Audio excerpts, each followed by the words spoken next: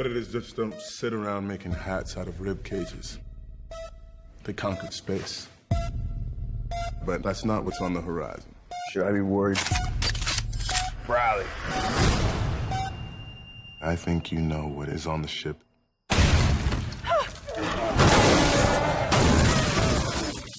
The ultimate predators. Light him up! We may die. We're still here. So come and get us, motherfucker.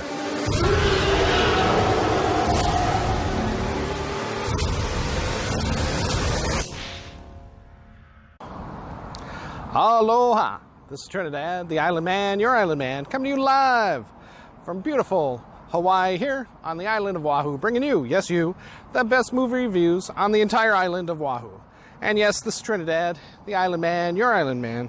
And today, I'm going to tell you about a movie that I saw last night, opening night, Thursday night, called The Predator. Now, there was much anticipation for this movie, directed by Shane Black. It was in long production, and mainly essentially stars Olivia Munn and Boyd Hayden. There are some other people in the movie, of course, but those are the two primary characters of the show. And well, remember our rating scale. Shock a thumbs up. It's good to see. I recommend it. Shock a thumbs down. It's bad to see. It's junk. I don't recommend it. And for The Predator, it is a shock a thumbs down. I wouldn't even waste your money on a matinee or even on the cheap days of Tuesday, either at Consolidated for $7 or Tuesday at Regal for $6. It's not worth that $6 or $7. Just wait till Netflix and you might get some enjoyment out of this. The tone of this film was all over the place. Anywhere from, it's rated R, from, kind of a slasher flick with a lot of blood, to a crazed comedy.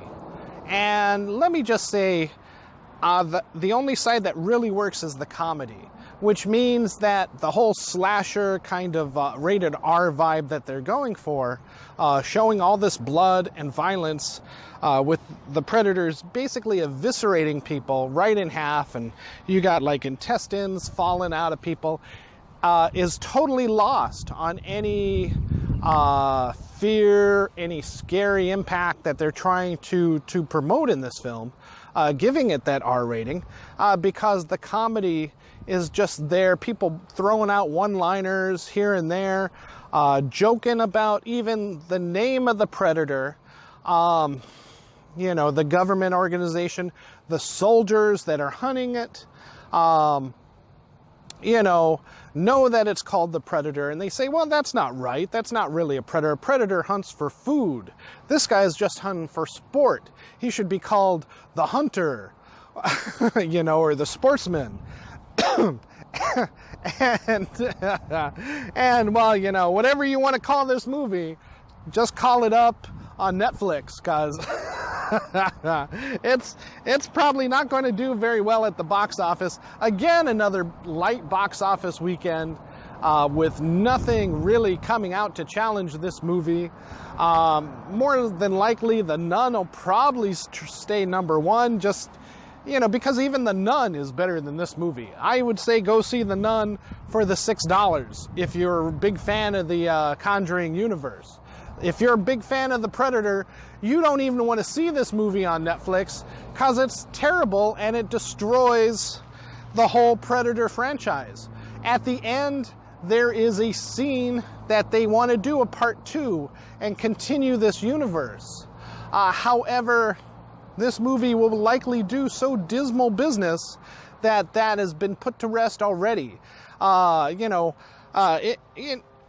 The Alien versus Predator movies have been getting further and further far-stretched, And this is just more of the same on that.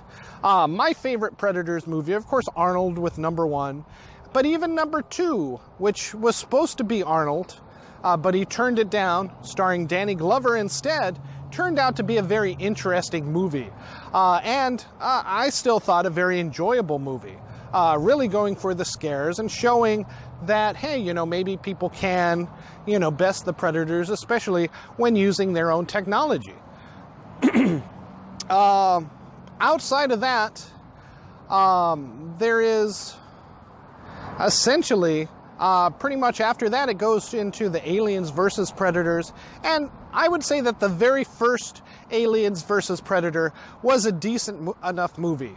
You know, it followed the graphic novel as best it could, and it worked, you know, showing a team up between predators and humans against the alien species, the xenomorphs.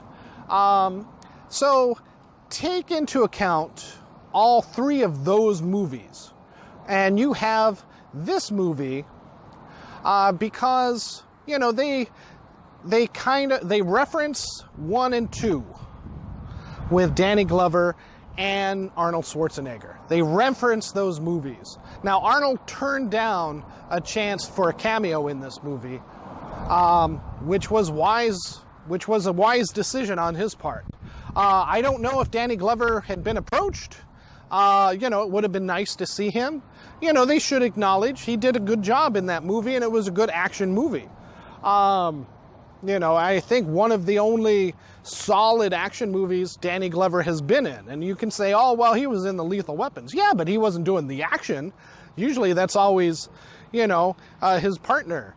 But in this one, you know, in Predator 2, he did all the actions. The gunplay, the fights, you know, that was the most active I've ever seen Danny Glover in any of his roles. So, you know, I think that, you know, so he owned that movie. And he did well. So, you know, maybe they should have tried to give the cameo to him. I don't know if they even offered it to him or if he had turned it down. All I know is Arnold turned this down. And that was a wise thing to do. Because, you know, we have a group of soldiers that stumble upon the Predator. The Predator, apparently, this also incorporates the 2013 Predators movie, starring Adrian Brody. I'm sorry, I've got a cold. I'm trying to get over. But starring Adrian Brody, Predators, where the Predators take them to their planet or some other planet, a bunch of humans, and start to hunt them there. And we find out that this has been going on throughout time. And we find that there are bigger predators that end up hunting littler predators, basically trying to evolve into the super predator. Which this movie still continues, because the predators that the soldiers run into are small, and then they get killed off by the big predators. But like in part 2 with Danny Glover, we find out that there's a CIA agency that knows all about the predators, and they were expecting this one small predator to come because he's been helping humanity to fight the larger predators, because they eventually intend to take over the Earth after global warming wipes us all out. Kind of like The Arrival, you know, not the really good film that came out a couple of years ago, but the really bad film, The Arrival, with oh gosh, what's that guy's name from 2.5 Men? That's how bad it was. I can't even remember his name. You know, Emilio Estevan's brother, but yeah, so you know, basically they want to go ahead and do that. They want to take over the Earth after the humans have died. They hunt the best humans to get their genetic material to advance their evolutions, these super big predators, so they can continue to become super duper. The little predators were teaming up with the humans. In the end, there's going to be some spoilers. They leave, you know, the humans survive. Well, some of the humans survive. And take, you know, and these humans are deemed worthy enough by the CIA or the secret government black ops operation to work with them against these large predators to essentially, the little predator had left some special, like a suit of armor, an exoskeleton, an Iron Man suit of armor, predator style, to give to one of the humans to help fight the big humans. And basically, at the end of the movie, they call it, well, what do we call this? We'll call it the Predator Killer. That's what we'll call it. And so that's supposed to usher in the new movies of now human predators going after the giant predators, apparently. But like I say, this movie is all over the map. Boyd Holbrook does a decent job. He does a far better job in this movie as the star, trying to bring in some type of substance to this movie than he ever did in Logan, because Logan, he didn't really have a chance to shine, and that was just terrible. They say he co-starred in that movie with Hugh Jackman in Logan, but what did he really do? He got knocked on the head a couple of times, and then at the very end he was killed. He wasn't even the main bad guy of that movie. He was just the main henchman guy. It's like, it was ridiculous. And everybody was saying, oh yeah, he's so great, he's going to elevate Logan. It's like, but he really does a good job in this movie. Unfortunately, the movie itself lets him down. This is the most acting I've seen of Olivia Munn. The only other thing I'd seen her in, other than her game show network hosting back in the day, had been her work on X-Men Apocalypse, and I wasn't too keen on her Psylocke impersonation. The costume, yes, it was good. Thank you, Miss Munn, for pushing the costume to be authentic. However, your portrayal of Psylocke and as that character was written was terrible in that movie. And so she does a decent enough job as a scientist, a biologist, come to study for the government agency these predators, and figure out what they're doing. She discovers that they are evolving, taking different DNA from different species and incorporating it into their own to become a super predator.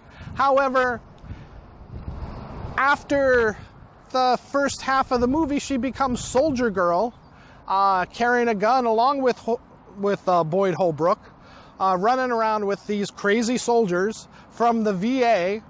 No knocking the VA and soldiers with disabilities, but that they are the heroes of this movie that go against the predators and save the day, essentially, as they were trying to railroad Boyd Holbrook, saying that he was crazy, and they put him in with this group on the way to the asylum, basically. Or if not, something far worse, say like a lobotomy, which is actually implied in this movie. So fortunately, those guys saved the day. It also centers on Boyd Holbrook's son in this movie. He's autistic, thus he is able to figure out the predator's language, along with some of the CIA software that they had developed from Harvard. They go ahead and get, so we get translated alien speech, which is wild. And actually kind of takes away from some of the mystery of the movie. All right, so again, I can't say anything good about this movie. There is some highlights of the comedy, but the action is blah. The special effects on the Predator is always as good as normal. The spaceship effects kind of stink, especially at the beginning. It looks like it's straight from Arnold Schwarzenegger's 80s movie there. So, they didn't spend the money on that. So, I would really say just go ahead and skip this movie. I was looking forward to another iteration of the Predators. Shane Black's usually a good director. He's done some hit and miss. I wasn't thrilled with Iron Man 3, but it was tolerable. Kiss Kiss Bang Bang was a far better movie than Iron Man 3. And rent that with Val Kilmer and Robert Downey Jr. in it. It's a funny, comical kind of detective mystery story, whodunit. But The Predators, you know, The Predator, just go ahead and skip it in the theater. Don't worry about it. You're not missing anything. All right, thank you so much. This is Trinidad the Island Man, your Island Man, live once again from Hawaii for you, saying save your money on The Predators. Shock a thumbs down. All right, thank you so much, and aloha.